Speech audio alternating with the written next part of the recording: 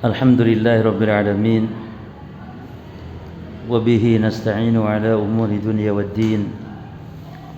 Wa sallallahu wa sallama wa baraka ala nabiyyina Muhammadin wa ala alihi wa ashabihi wa tabi'in wa man tabi'ahum bi ihsanin ila yaumiddin wa sallama tasliman katsira, amma ba'd. Para ikhwan dan akhwat kaum muslimin wal muslimat rahimani wa rahimakumullah. Kita melanjutkan membaca kitab Al-Mulakhas fi Syarhi Kitab Tauhid, ringkasan di dalam penjelasan terhadap kitab Tauhid. Dan pembahasan kita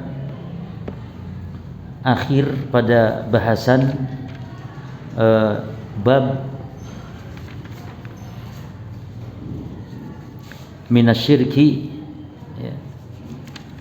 Bab di antara bentuk kesyirikan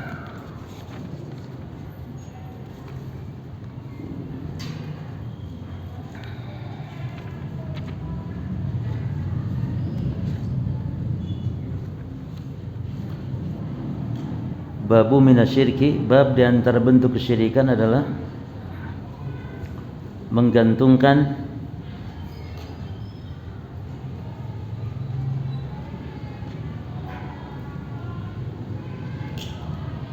atau menggunakan, ya, babu minasyirki lubsul halqa wal khayt, memakai gelang atau benang dan yang semisalnya untuk mengangkat bala atau menolak bala. Dan setelah ini para jamaah, setelah bab ini nanti akan dijelaskan tentang bab ruqyah dan tentang jimat-jimat. Ya, kalau ini bentuknya adalah dikhususkan pembahasan tentang menjadikan sebab, gitu, kepada yang tidak ditetapkan oleh syariat sebab tersebut. Itu diantaranya adalah memakai gelang atau yang semisal. Adapun di bab setelah ini lebih khusus pada perincian bahasan tentang ruqyah-ruqyah, yakni ada ruqyah yang syirik, gitu, dan juga tentang jimat-jimat. Kalau jimat itu nanti akan ada pembahasan, ada yang diperselisihkan oleh para ulama tentang bolehnya itu jimat dari Quran. Namun tetap yang rajih, yang kuat, jimat dari Quran tetap tidak boleh, ya. Makanya mu'alif tidak mengatakan hukumnya nanti bab setelah ini, hanya saja menunjukkan bab tentang ruqyah-ruqyah dan jimat-jimat. Kenapa nggak disebutkan hukumnya syirik? Karena tidak setiap ruqyah syirik dan tidak setiap jimat syirik, walaupun itu diperselisihkan oleh para ulama.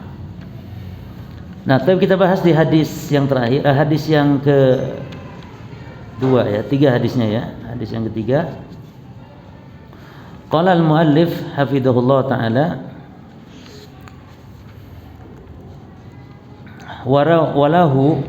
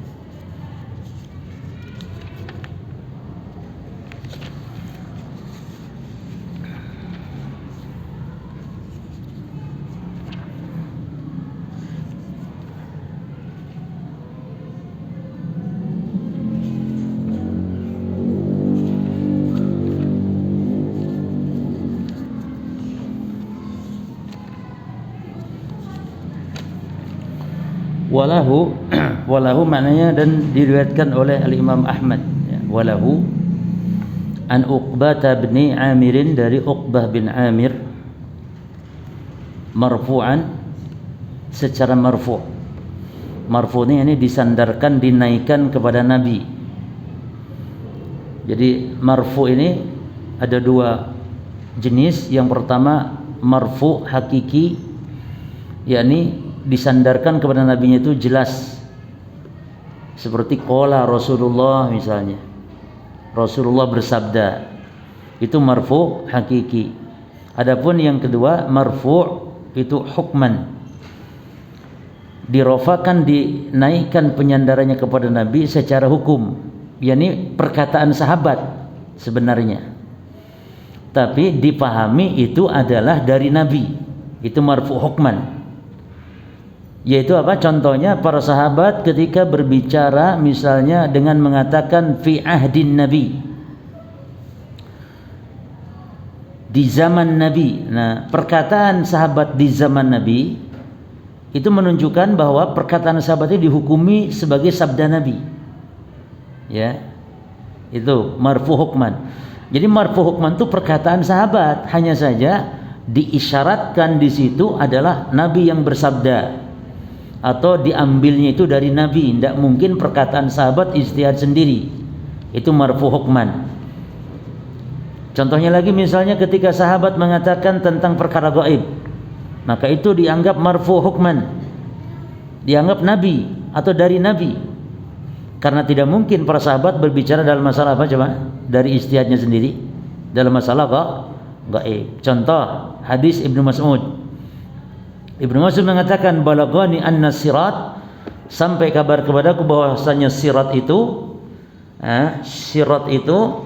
adaku minas sya'rah, lebih tipis dari rambut, wa ahadu minas sayf, lebih tajam dari pedang. Ini perkataan Ibnu Mas'ud tapi dianggap sebagai perkataan Nabi, disebut dalam istilah ilmu hadis marfu' hukman, yakni rafa secara hukum. Karena apa? Karena Abdullah bin Mas'ud tidak mungkin ngomong perkara gaib yaitu sirat kalau bukan dari siapa? Dari Nabi. Tapi kalau masalah-masalah ibadah fikih misalnya bisa saja sahabat ijtihad, karena dalam masalah fikih boleh ada ruang untuk ijtihad. Maka kalau semata-mata perbuatan sahabat, ya, itu bisa saja perkataan dia memang tidak harus dihukumi rafa secara hukum. Nah, jadi marfu'an di sini maknanya apa? Dirofa'kan kepada Nabi. Tapi ini marfu' apa? Ini di sini maknanya marfu' hakiki jemaah. Ini dalam riwayat-riwayat lain disebutkan memang demikian. Qala Rasulullah, begitu dalam riwayat-riwayat yang lain. Jelas ya? Taib. Jadi walahu, dan baginya yang milik Imam Ahmad, riwayat Imam Ahmad an Uqbah bin Amir, dari Uqbah bin Amir. Ya. Siapa Uqbah bin Amir? Coba lihat di sini. Syekh Fauzan mengatakan Uqbah bin Amir huwa Uqbah bin Amir.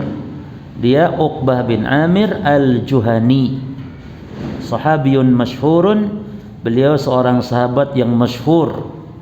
Wa kana faqihan fadilan, beliau ini seorang yang faqih, seorang yang memiliki kemuliaan. Uqbah bin Amir ini. Nah, waliya imarata Misra, beliau ini diangkat menjadi gubernur, ya, di Mesir pada masa Muawiyah, pada masa pemerintahan Muawiyah yang ibu kotanya di Syam. Nah, beliau ini diangkat gubernur Mesir itu berapa lama? 3 tahun. Wa mata, dan beliau meninggal dunia Uqbah bin Amir ini qariban mina as-sittin, qariban kurang lebih tahun 60. Mina as-sittin. Ya.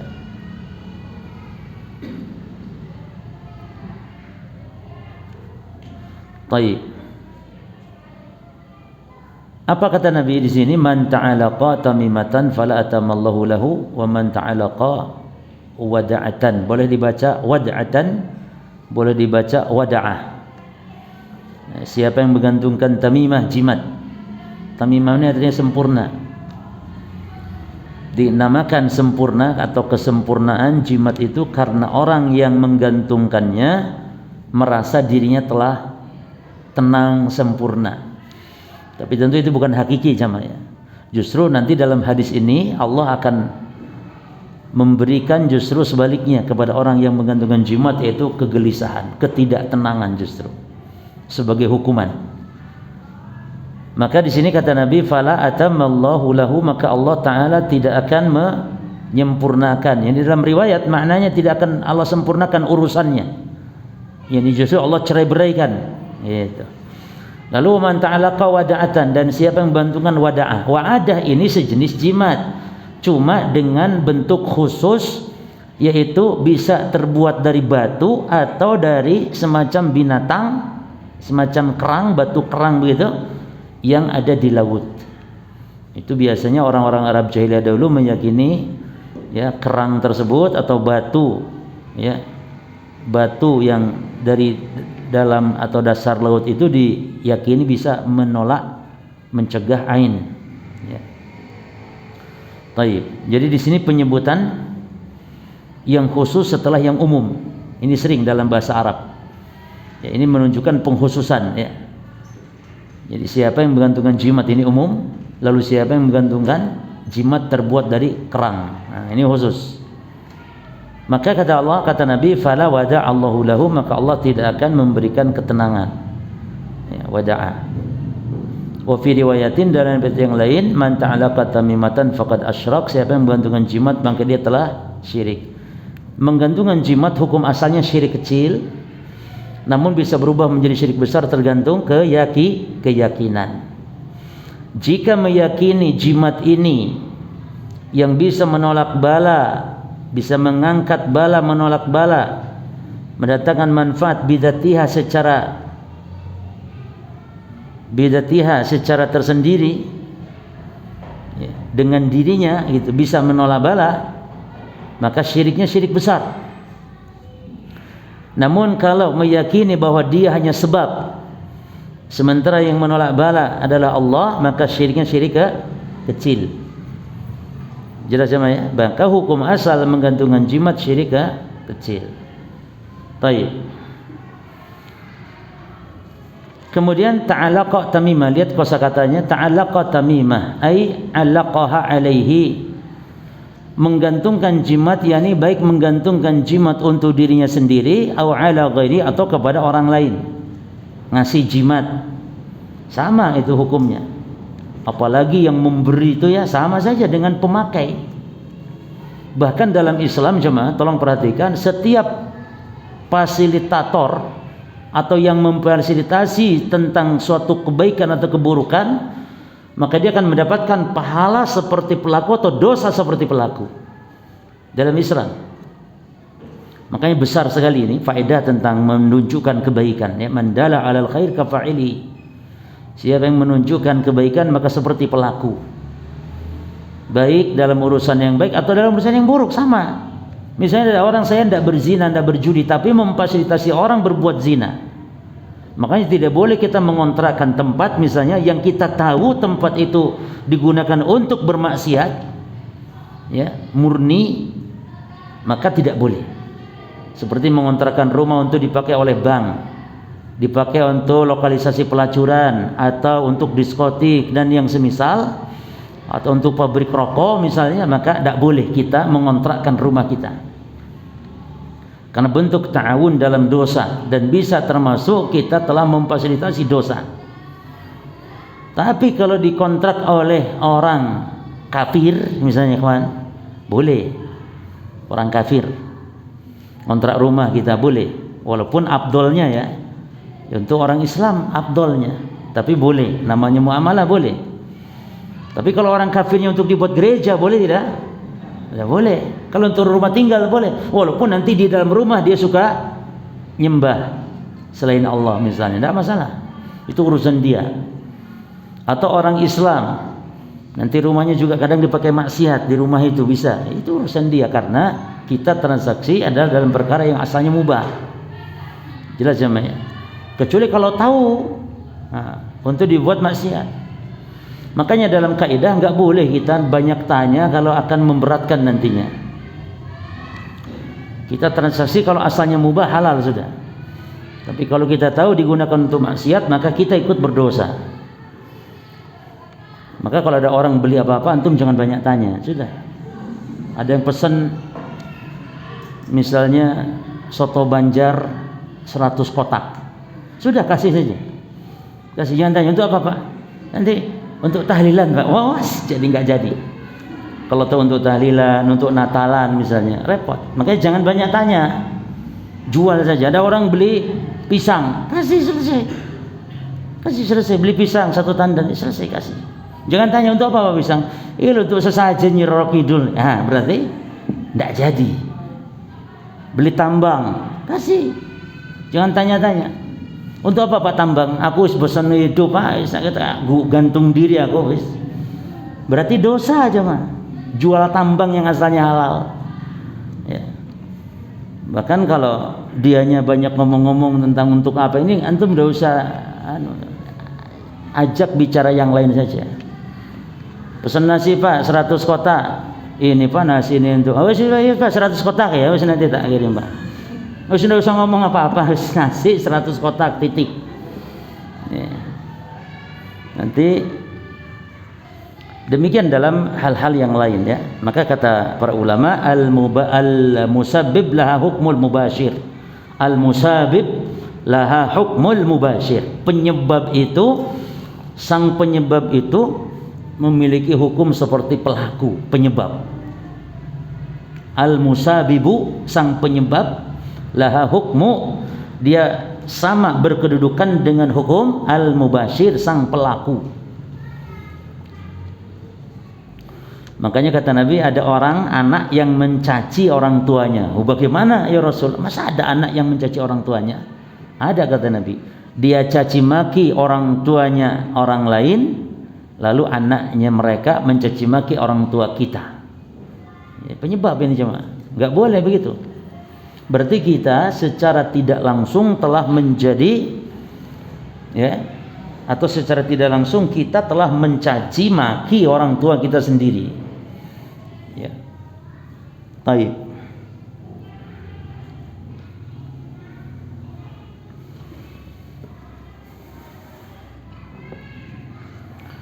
Jadi ta'alaqa tamimatan ay 'allaqaha 'alaihi aw 'ala ghairihi ya. Menggantungkan untuk dia atau untuk selainnya. Dan makna menggantungkan tidak harus menggantungkan jemaah. Maknanya termasuk menempelkan atau memakai. Maka dalam judulnya bab minasyirki lubsu al-halqah. Ya. Terus apakah sekedar menggantungkan? Tidak, tapi mu'taqidan biha ya, meyakininya. Nah, jadi masalah itu meyakini. Maka tidak boleh dihukumi telah berbuat syirik kalau ada orang menggantungkan sesuatu. Ya, memakai gelang misalnya seperti dalam judul bab ini, ada orang memakai gelang ya, ada orang menempelkan sesuatu, kertas ditempelkan misalnya, sebuah tulisan ditempel digantung, itu tidak harus hukumi syirik kalau tidak punya keyakinan. Jadi masalahnya di sini keyakinan. Keyakinan apa? Nolak bala atau menghilangkan mudarat atau mendatangkan manfaat. Mendatangkan manfaat seperti apa percuma? Untuk penglarisnya itu datang manfaat. Menolak bala seperti mencegah penyakit, mengangkat bala seperti menyembuhkan penyakit misalnya. Dengan menggunakan sesuatu benda yang diyakini. Oleh karenanya kalau memakai gelang tidak ada keyakinan ya, keyakinan bahwa gelang memberikan manfaat secara gaib, tapi hanya sekedar diduga-duga dia memiliki khasiat dari sisi jenis bendanya. Contoh seperti gelang magnetiknya yang diyakini menyembuhkan rematik atau semisal, yang konon dari Cina dengan harga yang tinggi, yang mahal. Maka ini tidak sampai disebut syirik seperti menggantungkan jimat. Hanya saja dosanya dari sisi tabdzir, menghambur-hamburkan harta. Karena masa gelang sebegitu aja sampai 7 juta sampai 10 juta misalnya. Ya. Nah, ini termasuk, dan juga belum dibuktikan secara ilmiah bahwa itu memang memberikan pengaruh positif pada bahan benda atau gelang tersebut. Nah, kemudian watamimatu, dan maksud tamimah adalah yani kharazatun ya, kharazatun kanatil arab tu'allikuha ala auladihim ya. Yani kharazat itu semacam seperti ya, tali-tali dan semisalnya yang digantungkan kepada anak-anak mereka kebiasaan bangsa Arab, yattaquna untuk menjaga biha dengan benda tersebut al-aina dari ain. Ya. Jadi definisi tamimah kalau secara khusus para jemaah adalah benda yang ditempel di gantung yang diyakini memiliki pengaruh untuk menyembuhkan atau mengangkat ain secara khusus. Tapi ini para jemaah hanya sekedar contoh saja ain itu. Tapi selain ain pun ya, cuman asalnya demikian, menggantungkan jimat untuk nolak penyakit ain, itu nolak terkena ain. Nah, namun secara umum untuk penglaris, untuk nolak bala selain ain juga disebut tamimah secara umum. Taib. Lalu kata Nabi, fala atamallahu lahu, maka Allah tidak akan memberikan, tidak akan menyempurnakan. Ini fala atamallahu lahu para jamaah, ini bentuknya kan kalimat berita ya. Allah tidak akan gitu ya, Allah tidak akan menyempurnakan urusannya baginya. Ini berita tapi maknanya doa jemaah. Maknanya doa. Di dalam ilmu balaghah bahasa Arab ada dia semacam berita tapi isinya doa. Seperti perkataan di sini. Contoh sallallahu alaihi wasallam itu kan berita sallallahu alaihi wasallam. Allah telah berselawat kepada Nabi, Allah telah memuji Nabi sallallahu alaihi wasallam. Itu berita sebenarnya tapi maknanya doa. Radhiyallahu anhum itu berita Allah meridhoi mereka kan gitu. Tapi isinya semoga. Jadi di situ ada makna semoga Allah meridhoi. Rahimahullah itu berita Allah telah merahmati tapi maknanya doa. Makanya ikhwan, pendapat yang kuat ya, Syekh Utsaimin mengatakan boleh-boleh saja kita katakan almarhum, boleh-boleh saja kita katakan almarhum, makna yang telah diberi rahmat, karena maknanya doa di situ, bukan memastikan. Walaupun tentu lebih afdalnya tidak menggunakan. Tapi kalau di masyarakat itu sudah terbiasa, tidak masalah. Supaya mereka memahami almarhum berarti maknanya orang telah meninggal. Semoga Allah memberi rahmat. Tapi kalau menggunakan lafaz misalnya yarhamullah atau Allah yarham, maka lebih afdal. Tapi boleh ya. Jangan sampai kita ekstrim menghukumi ini berarti memponis seseorang mendapat rahmat pasti hukumnya enggak boleh. Lah. Ini berita bermakna doa. Contoh Nabi bersabda laknatullah 'alal yahud. Allah melaknat Yahudi. Ini juga bisa bermakna berita bahwa Allah telah melaknat Yahudi, atau bisa bermakna doa dari Nabi Muhammad. Ini Nabi Muhammad mendoakan semoga Yahudi Nasrani terlaknat. Kenapa? Karena sebab mereka menjadikan apa jemaah?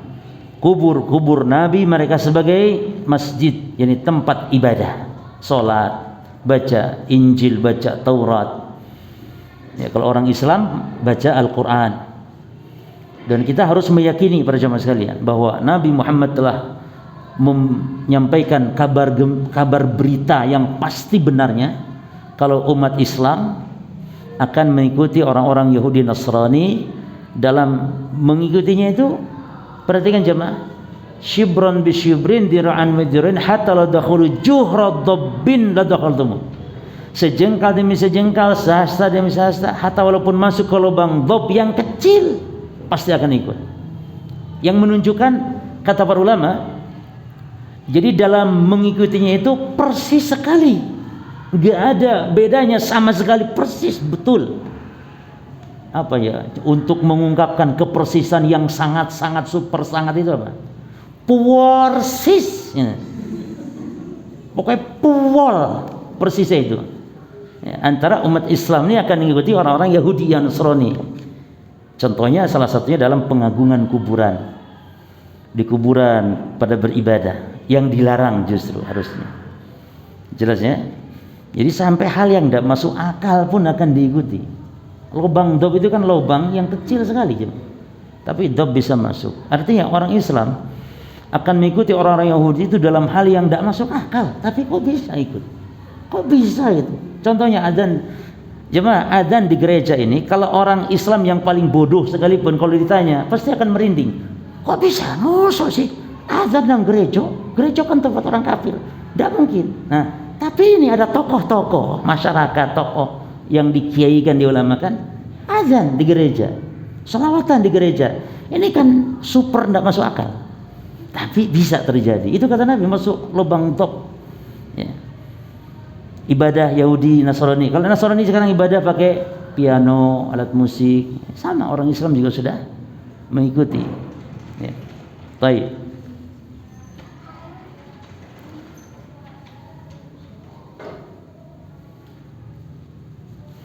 Jadi doa alaihi falatamallahu lahu, Allah tidak akan menyempurnakan urusan baginya, yakni doaun, ini doa alaihi atas orang tersebut, bi ala yutimmallahu umurahu, supaya Allah tidak menyempurnakan urusannya. Kalau Allah tidak sempurnakan berarti Allah gagalkan, Allah binasakan. Maka hati-hati yang dagang-dagang jualan pakai jimat-jimat itu kesuksesan sementara, yang Anda tunggu adalah kehancuran dari Allah. Hati-hati. Maka jauhi jemaah. Jauhi. Kalau memang lancar laris itu sementara, Allah akan bangkrutkan sebentar lagi, atau Allah tidak akan berikan berkah. Banyak duit untungnya tapi sakit terus, ke rumah sakit ratusan juta habis. Atau anaknya ini kena istrinya ini, mungkin itu mana ada berkah. Mungkin istrinya selingkuh, naudzubillah, anaknya mungkin nakal, narkoba. Itu karena sebab cara kita mencari uang dengan cara yang tidak halal seperti itu. Maka hati-hati. Dan sekarang umum jemaah, rata-rata pedagang-pedagang itu rata-rata merasa kurang pede kalau tidak pakai jimat, nggak pakai penangkal. Minimal mereka alasannya penangkal, untuk takut orang lain yang berbuat buruk katanya. Penangkal saja, bukan untuk ngalap supaya tambah banyak laris, enggak, nangkal saja. Sama, apa bedanya? Sama, nolak bala atau jalbul manfaat, atau mendatangkan manfaat, sama hukumnya. Lalu wada'atan, al-wada'ah syai'un, jadi sesuatu, bisa disebut ahjar, batu-batu ya, semacam batu kerang dan semisal batu-batu, yakhruju minal bahr, yang keluar dari laut, yang yushbihu as-sadaf, yang dia seperti apa namanya, semacam ya rumah karang atau semisal, yang yattaquna bil ain, yang mereka orang-orang Arab dahulu menjaga atau menangkal dari ain. Jadi ain itu berjamaah sudah dikenal oleh orang-orang Arab sebelum Islam. Dan orang Islam, syariat Islam pun membenarkan adanya ain. Nabi bersabda, al-ainu haqqun. Ain itu adalah hak, benar adanya. Yani benar pengaruh ain ada. Semacam sihir. Sihir itu pengaruhnya nyata jemaah. Dan sihir ada dua, nanti akan kita bahas pada babnya insyaallah. Ada sihir takhyili, sihir khayal. Jadi menghayalkan mata orang itu.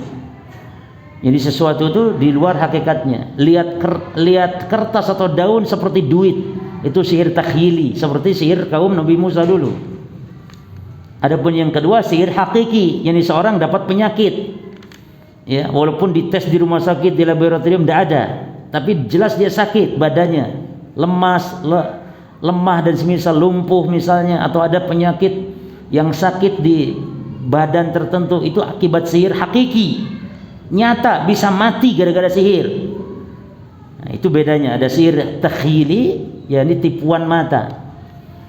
Seperti contohnya David Copperfield bisa menghilangkan Monas misalnya. Itu Monas tidak hilang cuma, hanya mata orang yang disihir. Jelas ya? Atau lihat kertas kok kayak duit, ratusan juta duit, sudah hilang sihirnya, kembali jadi kertas. Itu sihir takhyili namanya. Nah, kemudian fala wada'allahu lahu, sama maknanya dengan fala atamallahu lahu. Ini Allah la yaj'alu fi da'atin wa sukun, da' artinya tenang ya. Maka Allah Ta'ala tidak menjadikan dia ada pada da'ah, ketenangan, wasukun, dan ketentraman, gelisah ya. Demikian para jamaah, namanya maksiat pasti membuat orang itu tidak tenang, apalagi pasang jimat, pasti ya, pasti tidak akan ada ketenangan. Awla khafafallahu anhu ma yakhafuhu, atau maknanya fala wada'allahu lahu, itu artinya Allah tidak akan berikan keringanan darinya apa yang ditakutkannya.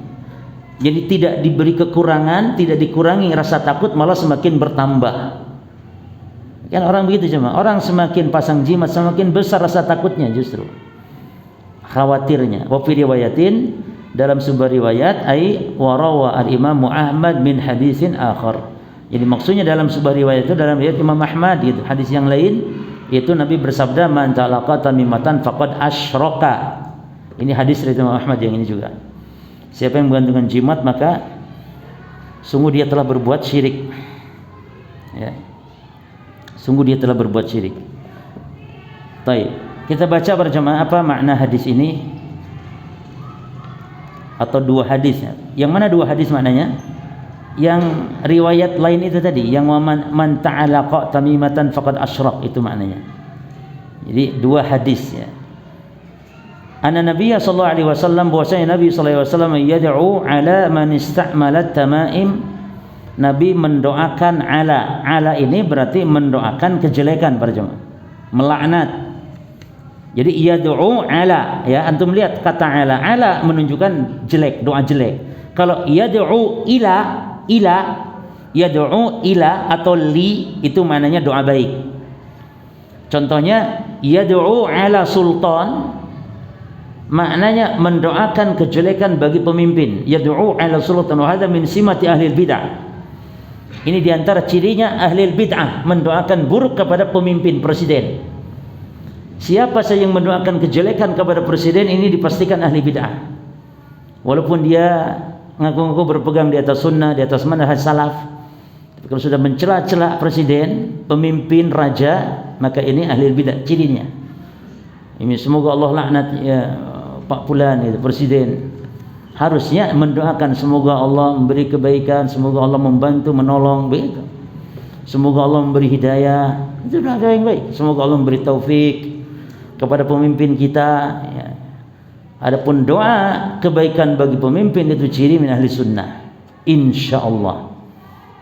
Demikian kata Imam Al-Barbahari. Nah, bedanya antara ala dengan ila. Berarti para jamaah di sini boleh melaknat, mendoakan jelek, mendoakan buruk kalau sifatnya umum. Ya. Maka kita katakan melaknat itu ada 5 hukum melaknat. Ada 5 macam. Jadi judulnya hukum melaknat, itu ada 5 hukum. Yang pertama, melaknat muslim baik-baik. Melaknat orang Islam yang baik-baik, maka ini hukumnya haram berdasarkan ijma' ulama. Orang Islam jemaah ya, seorang muslim dilaknat, muslim yang baik-baik dilaknat, maka ini haram. Dasarnya banyak hadis-hadis melaknat. Yang kedua para jemaah, melaknat siapapun dalam bentuk umum, maka ini perhatikan boleh, tidak ada khilaf, ijma' ya nih. Seperti Nabi melaknat yang menggantungkan jimat, Nabi melaknat peminum khamr gitu ya, Nabi melaknat pezina. Nah, ini boleh, tapi jangan secara personnya, umum, sifatnya umum. Siapa saja yang minum, yang makan riba terlaknat, boleh. Gak boleh sebut personalnya, orang per orang gak boleh. Ini umum. Ya. Maka ini hukumnya boleh. Mana dasar dalilnya? Banyak. Dalam Quran juga ya. Allah melaknat secara umum sifat orang kafir, secara umum. Yahudi secara umum boleh. Secara umum sifat Yahudi, Nasrani. Secara umum ya, bukan Pak Jonathan yang Kristen, bukan Pak Jonathannya, nanti akan kita bahas itu. Apa hukum melaknat Pak Petrus atau melaknat Ibu Yolanda yang Kristen, disebut Ibu Yolandanya. Siapa lagi? Melaknat Pak Peng Chuang Tong Gingpok misalnya, disebut namanya ya, yang agamanya Buddha. Ini lain nanti. Ini umum. Apa hukumnya? Tidak ada khilaf tentang boleh. Karena Nabi juga melaknat, Nabi. Seperti dalam hadis kita ini. Ya. Nabi mendoakan keburukan. Ya. Man ini siapa saja berarti? Siapa saja man ta'alaqa tamimatan fala atamallah. Yang ketiga jemaah, yang keberapa? Melaknat, intabi ikhwan. La'nul kafir al-mu'ayyan alladhi mata 'alal kufri. Yang ketiga, melaknat orang kafir secara person yang telah mati di atas kekufurannya. Maka ini boleh ijma', sepakat ulama. Sepakat. Contoh melaknat Fir'aun, contoh melaknat Abu Jahal secara person ya kawan, termasuk melaknat Pak Johnson yang mati di atas kekufurannya. Pak Johnson, Pak Bronson, Pak Petrus, Ibu Yolanda, tapi sudah mati dan mati di atas kekufurannya. Ya, dasarnya ya banyak dalam Quran juga disebutkan tentang Abu Lahab. Ya. Baik. Yang keempat jemaah, la'nul kafir al-mu'ayyan al-hayy. Nah, ini baru. Melaknat kafir secara personal namun masih hidup, belum mati. Seperti tadi, Pak Petrus, dilaknat masih hidup. Nah, ini baru khilaf kepada dua pendapat. Pendapat pertama berjemaah, melaknat kafir personal yang masih hidup terlarang. Karena bisa jadi dia akan masuk apa? Dapat hidayah masuk Islam, kita tidak tahu. Sementara bagaimana kita melaknat orang yang akan mendapatkan hidayah nantinya, yang kita belum tahu, berarti memastikan. Berarti kita sok tahu, memastikan apa yang belum sesuatu pasti terjadi. Ya. Maka ini terlarang. Yang kedua, boleh melaknat kafir person walaupun masih hidup, belum mati. Ya. Dan dalilnya para jemaah, dalilnya adalah nanti akan kita baca hadis secara lengkap, namun dalilnya secara umum Nabi melarang ada seorang sahabat yang dia tukang mabuk. Terus dilaknat oleh sahabat si tukang mabuk ini. Lalu Nabi melarang, la tal'anu, jangan kalian laknat dia. Fa innahu yuhibbullah wa rasulah, karena dia cinta Allah, cinta Rasul. Nah, segi pendalilannya adalah kalau dia cinta Allah, cinta Rasul, dilarang dilaknat, maka mafhumnya kebalikannya, hukum terbaliknya berarti kalau kafir boleh dilaknat. Itu segi pendalilannya cuma. Paham ya antum segi pendalilannya, paham ya? Nabi melarang melaknat namanya himar. Namanya Abdullah tapi himar, ini pemabuk ini. Mabuk lagi dihukum, mabuk lagi. Lalu sahabat jengkel, alah kamu tukang mabuk, laknat Allah atas kamu gitu. Kata Nabi, la tal'anu, jangan. Karena dia cinta Allah. Lihat pemabuk cinta Allah, masya Allah jemaah. Cinta Allah dan cinta Rasul. Berarti mafhum mukhalafahnya, kalau Nabi larang dia karena sebab cinta Allah, berarti orang kafir yang tidak cinta Allah, cinta Rasul berarti boleh dilaknat. Namun pendapat yang hati-hati, pendapat pertama, tetap walaupun kafir, kalau dia belum mati dan secara personal pribadi tidak boleh. Malah yang baik itu doakan hidayah. Yang keberapa?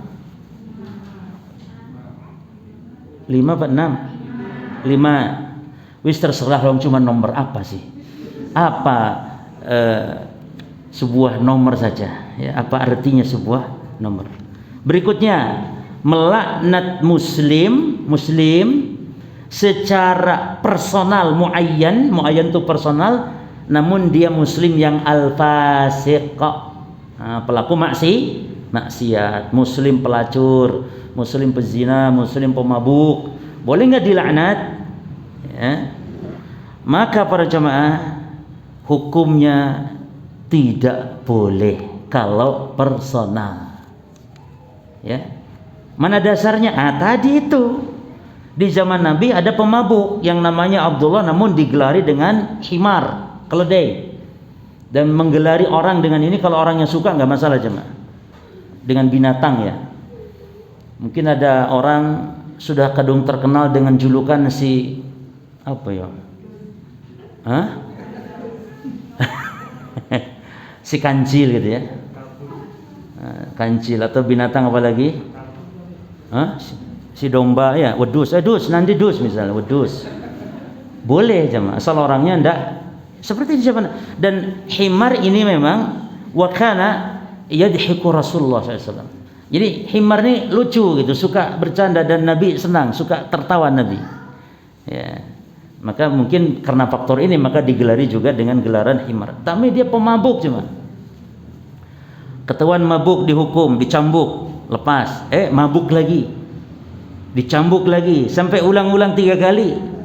Akhirnya ada sahabat yang melaknat. Ya. Dia sahabat mengatakan Allahumma al'anhu ma aqsara ma yu'ta bihi. Kata sahabat, kok mabuk-mabuk terus, semoga Allah laknat aja sekalian gitu. Kata Nabi sallallahu alaihi wasallam, la tal'anuh, ala tal'anhu, jangan kalian laknat dia karena dia cinta Allah dan Rasul. Berarti kalau muslim secara umum sifat maksiatnya dilaknat boleh. Seperti melaknat pemabuk, tapi melaknat si fulan karena sebab mabuknya atau pemabuknya enggak boleh. Nah, ini diantara rincian berjamaah dalam hukum melaknat ya. Dan laknat sendiri ada 2 jemaah ya. Pertama laknat yang besar, yaitu laknat yang besar ini diharamkan dari surga Allah selama-lamanya. Karena laknat secara bahasa atau secara istilah maknanya at-tard wal ib'ad an rahmatillah. Diusir, dijauhkan dari rahmat Allah. Nah, berarti ini ada 2. Diusirnya, dijauhkannya dari rahmat Allah itu yang selama-lamanya, berarti ini adalah kekufuran. Maka kalau dosa-dosa kekufuran dengan ancaman laknat Allah, berarti maknanya laknat yang besar. Tapi kalau perbuatan dosa di bawah kekufuran, kesyirikan, ya, maka laknat itu maknanya laknat sughra, laknat yang kecil, laknat yang tidak selama-lamanya. Ya, maka kalau Nabi Muhammad mendoakan laknat kepada pemakan riba, berarti yang didoakan Nabi laknat kecil, karena dosanya makan riba. Seperti dalam hadis la'ana Rasulullah SAW akila riba wa mukilahu wa katibahu wa syahidaihi qala hum sawaun, kata Nabi. Rasul melaknat pemakan riba, pemberinya riba, kedua pencatatnya, juru tulisnya, dan kedua saksinya. Maka yang kerja di bank itu terlaknatnya walaupun tidak makan ya, tapi minimal juru tulisnya, minimal saksinya. Dan bank itu para jamaah dari sisi mana dia? Bank itu bisa makan riba, bisa pemberi riba. Kalau nasabah yang pinjam duit ke bank, lalu bank memberikan riba, berarti yang makan riba nasabah. Kalau nasabah dalam tanda kutip nabung di bank, dan nabung di sini sebenarnya transaksinya dalam syariat itu transaksi al-qard, transaksi utang. Jadi kita ini meminjamkan uang ke bank dan bank sebagai yang utang. Nah, ketika bank memberikan riba,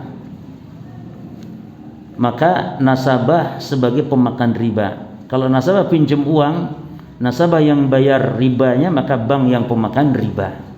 Itu yang disebut dengan la'ana Rasul akila riba wa mukilahu. Mukilahu yakni yang memberinya. Jadi jenengan kalau nabung di bank itu kan akadnya wadiah, titipan, betul, tapi hakikatnya dan yang menjadi ibrah bukan nama jemaah. Al-ibrah bil haqaiq la bil asma' wal musammayat. Yang menjadi ibrah batokan itu bukan nama, tapi apa? Hakikat.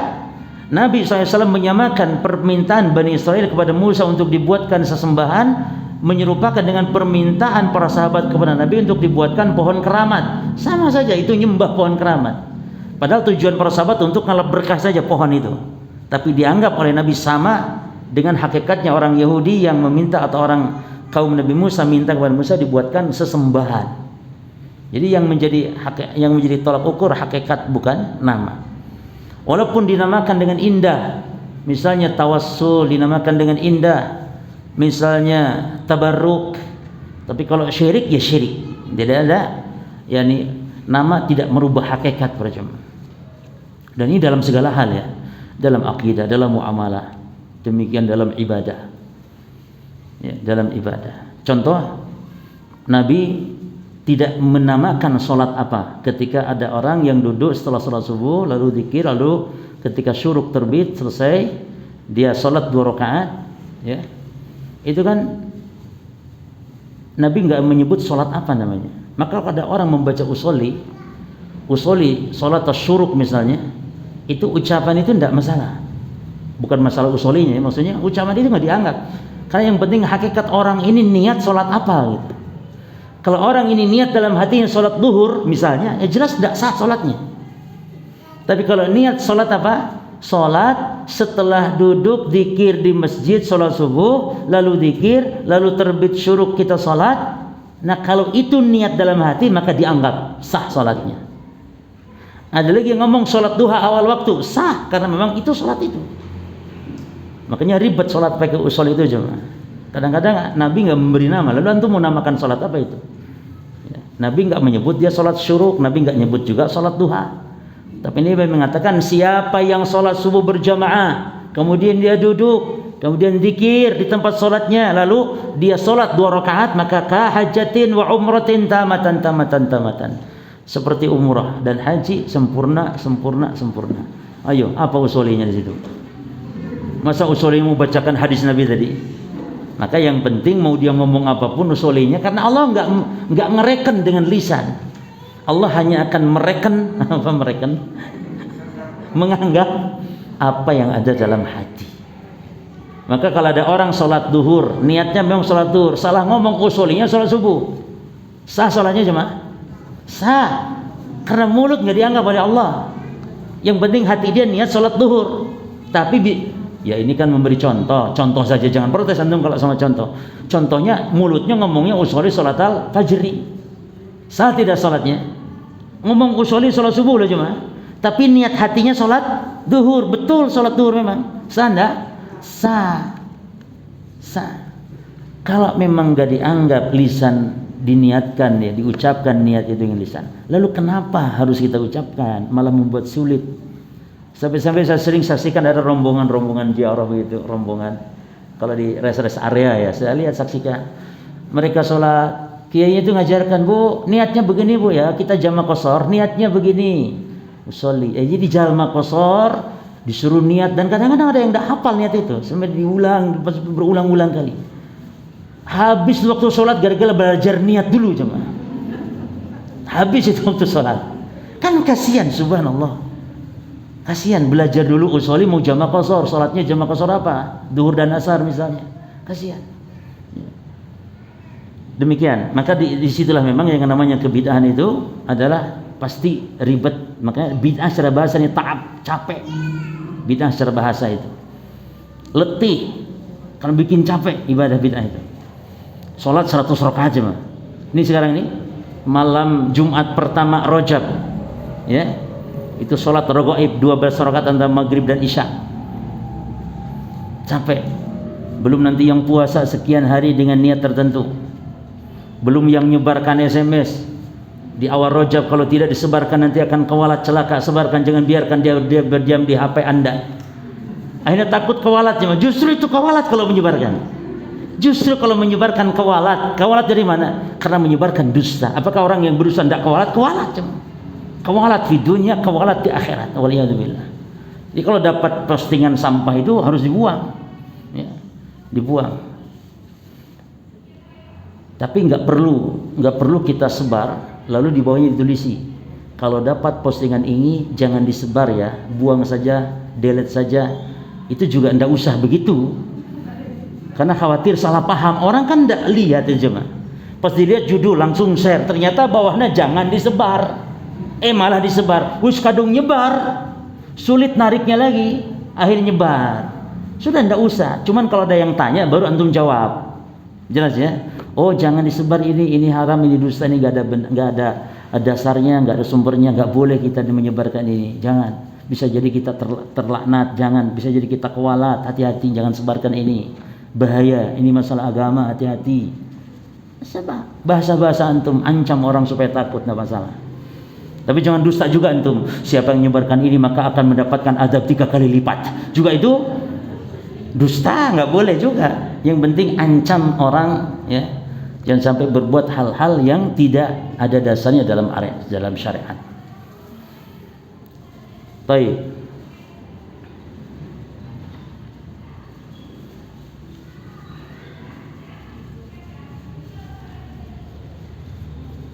Mana tadi? Yad'u. Anna Nabiy sallallahu alaihi wasallam yad'u ala man ista'mala tamaim ya'taqidu fiha. Jadi Nabi sallallahu alaihi wasallam mendoakan kejelekan, melaknatnya kepada orang yang menggunakan jimat, yang berkeyakinan di dalam penggunaan jimat itu daf'ad darar, daf'atu mencegah, menolak kemudaratan, dengan doa apa? Bi an ya'qisallahu, dengan Allah membalikkan, yang ingin tenang menjadi tidak tenang. Itu doanya Nabi. Yang ingin jadi sempurna menjadi malah hancur berantakan. Itu doanya Nabi. Ya, yaitu agar Allah membalikkan qasdahu, niatnya atau tujuannya, wala yutimma lahu umurahu, dan supaya Allah tidak menyempurnakan urusannya. Kama annahu sallallahu alaihi wasallam yad'u ala man ista'mala al-wad'a. Sebagaimana juga Nabi berdoa mendoakan kejelekan bagi orang yang menggunakan kerang atau sesuatu batu-batu yang diambil dari laut untuk nafsil qasdi as-sabiq, dengan tujuan yang sama. Nafsi itu sama. Nafsi itu sama. Jadi li nafsil qasdi, tujuan yang sama. Li nafsil umur, untuk perkara yang sama. Li nafsin niyah, untuk niat yang sama. Itu nafsi. Jadi maksudnya antum jangan sampai menerjemahkan nafsi itu jiwa. Antum lihat di kamus, ya, oh jiwa berarti untuk jiwa tujuan. Nah, kan ngawur. Untuk jiwa tujuan. Jadi nafsi di sini apa artinya? Yang sama. Li nafsil qasdi, untuk niat yang sama. As-sabiq, sebagaimana niat yang telah lalu, yaitu untuk apa? Nolak mudarat. An la yatrukahu Allahu, itu Nabi mendoakan supaya apa? Supaya an la yatrukahu Allahu, supaya Allah tidak membiarkan fi rahatin, di atas ketentraman, wat mi'nan, dan di atas ketenangan, ketentraman. Bolehlah rohah itu tenang, ya, atau tentram. Adapun wat mi'nan, yakni tumakninah, apa artinya? Ya, tenang juga. Jadi Nabi doakan agar orang ini gelisah, ya. Taib. Bal yuharrika alaihi, ya. Bal yuharrika alaihi, bahkan Nabi mendoakan semoga, ya, dia ditimpakan, ya, atasnya kullu atau kulla mu'dzin, setiap gangguan, ya, setiap gangguan. Yani Nabi mendoakan sampai begitu cuma. Tapi ini kan umum, ya, umum. Yang didoakan Nabi orang Islam juga, ya, tapi umum, ya. Siapapun, enggak menyebut personalnya, enggak. Wa hada doa, dan doa ini kata Syekh yuqsadu minhu at-tahdzir. Kenapa Nabi mendoakan jelek seperti ini? Apakah Nabi enggak punya rasa kasih sayang? Kenapa Nabi melaknat umatnya sendiri, padahal apa Nabi enggak punya rasa kasih sayang? Oh, punya. Bahkan Nabi manusia yang paling penyayang kepada umatnya, hatta orang yang berbuat salah sekalipun Nabi sayang. Nabi mohonkan ampun untuk umatnya. Terus kenapa Nabi melaknat-laknat seperti ini, mendoakan jelek seperti ini agar umatnya binasa? Ini sebagai bentuk tahdzir, peringatan kepada yang lain atas perbuatan tersebut. Kenapa Nabi tidak mensolatkan orang yang punya utang, mati belum bayar utang? Kenapa? Ini sebagai peringatan kepada yang lain, jemaah. Ini hikmahnya. Betul, si fulan ini rugi tidak disolatkan oleh Nabi Muhammad, rugi. Tapi manfaatnya besar bagi sahabat-sahabat yang lain yang banyak. Sehingga sahabat tidak berani macam-macam, karena takut kalau mati nggak disolatkan Rasulullah. Rugi jemaah, Rasul tidak menyolatkan tuh rugi sekali. Sehingga karena Rasul setiap kali mayit didatangkan untuk disolatkan, Nabi tanya apakah dia punya utang, hal alaihi dain. Kalau dikatakan tidak ada, Nabi solatkan. Kalau tidak ada, apa kata Nabi? Shollu ala sahibikum, solatlah kalian untuk saudaramu ini, aku tidak mau solatkan. Berarti termasuk yang bunuh diri, Nabi nggak mau solatkan. Bukan berarti kafir, tapi ini at-tahdzir, bentuk peringatan. Maka cuma dalam Islam dibolehkan menggibah ya. Menggibah boleh demi memperingatkan manusia. Jangan sampai terpengaruh dengan kesesatan penyimpangannya. Boleh menggibah ahli bid'ah, boleh menggibah tokoh-tokoh sesat, apalagi yang beredar di YouTube. Harus disampaikan. Ini bukan menjelekan tapi menyelamatkan umat, tahdzir. Jangan sampai umat ngambil ilmu darinya, jangan sampai umat terpengaruh dengan syubhat-syubhatnya. Boleh. Ini tahdzir untuk peringatan minal fi'li atas perbuatan tersebut, kama annahu sallallahu alaihi wasallam yukhbiru fil hadis tsani, dan sebagaimana Nabi mengabarkan dalam hadis yang kedua, maksudnya hadis dalam riwayat Imam Ahmad tadi, yaitu man ta'alaqa tamimatan faqad asyrak, bahwa perbuatan ini syirkun billah adalah bentuk kesyirikan kepada Allah. Kalau sudah dihukumi syirik, harus hati-hati sudah. Kalau dihukumi syirik berarti harus hati-hati. Makanya para jemaah, kalau ada ulama khilaf antara boleh dan tidak boleh berkaitan dengan syirik, ulama khilaf nih berkaitan dengan kesyirikan boleh atau tidak boleh, seperti menggantungkan jimat dari Al-Quran, maka antum ambil sudah, ambil pendapat yang lebih selamat sudah, hukumnya syirik sudah gitu. Ambil pendapat itu lebih selamat. Ini masalahnya kesyirikan masalahnya kawan. Contohnya apa? Dalam masalah hukum menggantungkan jimat dari Al-Quran, dan itu akan kita bahas di babnya insyaallah supaya lebih banyak faedah kita ambil nanti. Jelas ya? Apa alasan yang kuat pendapat itu adalah syirik? Nanti akan kita bahas insyaallah. Tapi lalu munasabatul hadisi atau al-hadisaini, kaitan dua hadis di atas, lil babi kepada bab. Apa maksud dua hadis sama tadi? Hadis Uqbah bin Amir ya. Lalu wa fi riwayatin. Jadi ini dianggap ada dua hadis di sini. Ya. Dianggap ada dua hadis. Padahal sebenarnya cukuplah dianggap satu hadis saja ya. Karena di situ wa fi riwayatin. Tapi demikian para ikhwan. Para ulama pun, contoh dalam kitab Bulughul Maram ya. Ada sebuah hadis, lalu ada wa fi riwayatin dalam riwayat yang lain, di dalam kitab Bulughul Maram itu ada yang menjadikan satu nomor hadis, ada yang mengatakan wa fi riwayatin itu nomor yang lain, nomor yang baru. Hadis yang lain, nomor hadis yang baru dipakai nomor lagi ada. Seperti Syekh di sini, Syekh menganggap ini dua hadis. Dalam satu hadis Uqbah bin Amir, yang kedua hadis wa fi riwayatin dalam riwayat lain dari riwayat Imam Ahmad. Gak masalah. Kaitan dua hadis ini lil babi terhadap bab kita apa? Anna fihima, bahwa di dalam kedua hadis di atas dalalatan, ada dalil ala tahrimi ta'liqit tamaim, atas haramnya ta'liqit tamaim, menggantungkan jimat-jimat, wal wada' atau wad'in, wal wada' atau wal wad'i, atau menggantungkan jimat yang khusus, yakni untuk nolak ain, yaitu namanya al wada' ya. Wa i'tibarihi syirkan, ini larangan terhadap menggantungkan jimat, dan Nabi wa i'tibarihi menganggapnya perbuatan tersebut syirkan, adalah syirik. Kenapa? Dari sisi mana syiriknya ya kawan? Lima yaqumu biqalbi al-muta'alliq laha, karena ya, lima, karena apa yang dilakukan biqalbil muta'alliq, oleh hati yang menggantungkan jimat tersebut, annaha minal i'timad ala ghairillah, bergantung kepada selain Allah, ya kan? Walaupun betul para jemaah meyakini itu semua yang mendatangkan Allah ya, menolak bala, tapi menggantungkan sebab ini tidak benar.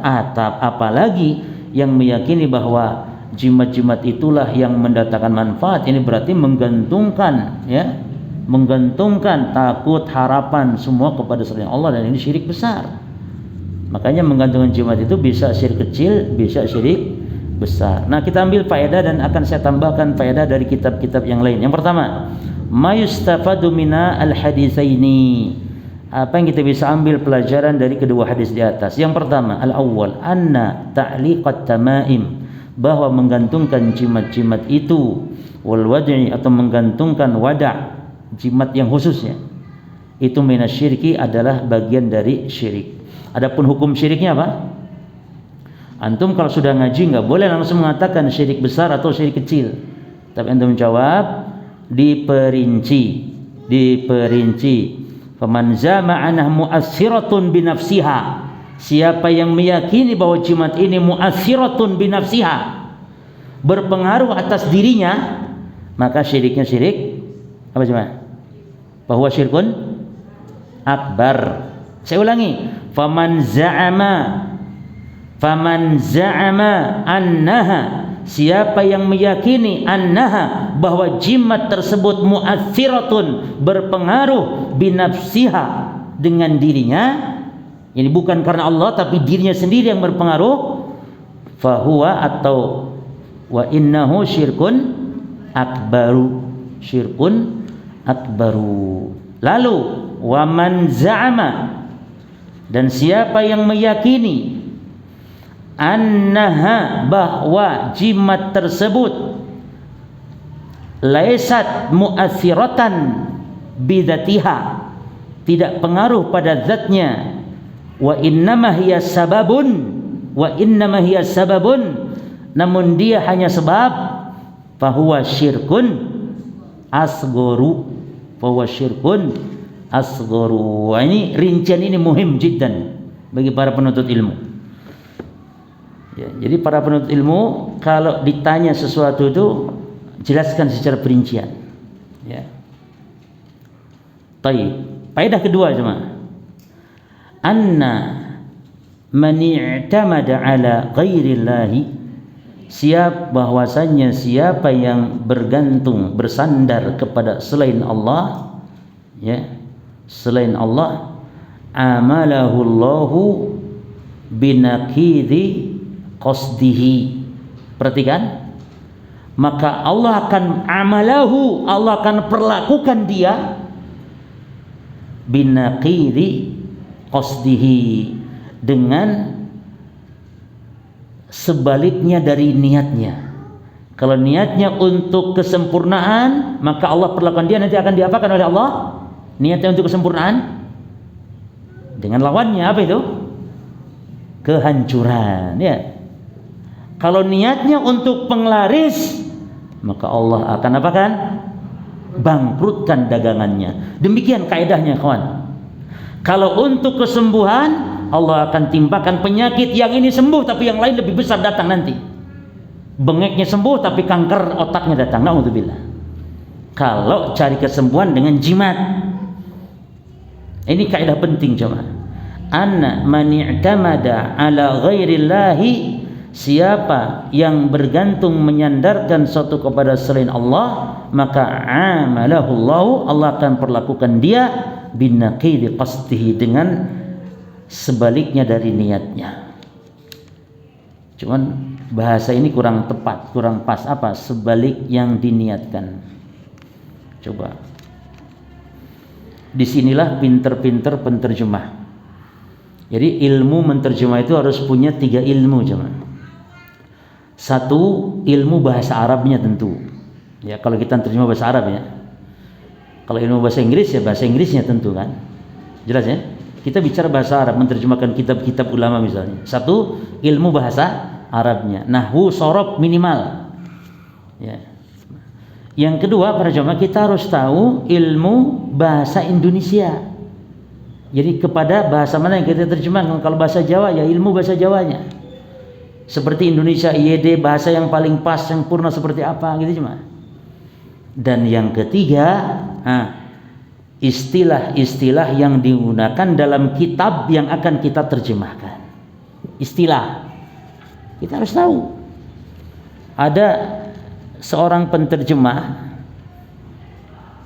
yang dia mungkin menerjemahkan ini tidak tahu istilah-istilah dalam kitab. Menerjemahkan kitab tauhid ini, ada bab namanya babu at-tatayyur. Bab tatayyur. Apa diterjemahkan? Bab perburungan katanya.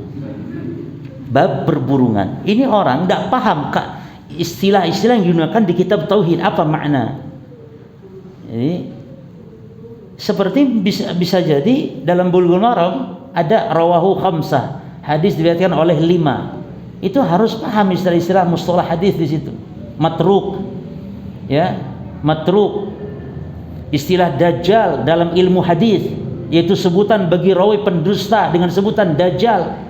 Ini kalau tidak paham istilah mustalah hadis ini, dia nanti akan terjemahkan dajjal yang matanya buta sebelah nanti bahaya.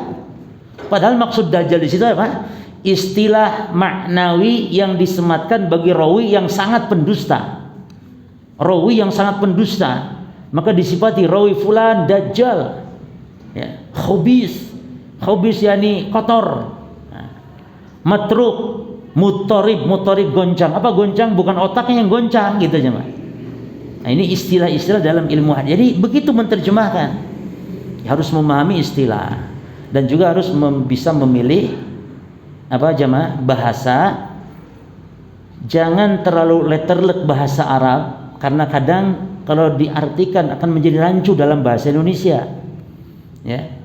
Tapi juga jangan terlalu jauh dari asal bahasanya, karena itu bukan terjemah lagi tapi syarah namanya berarti. Iya kan? Kalau terlalu panjang lebar bukan terjemahan, apa namanya? Syarah gitu. Baik. Coba ini bahasa yang enak di sini apa?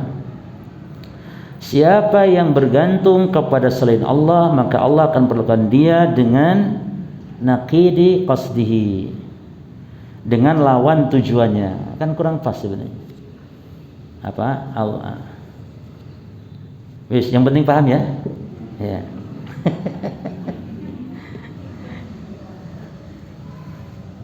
Dengan lawan tujuannya.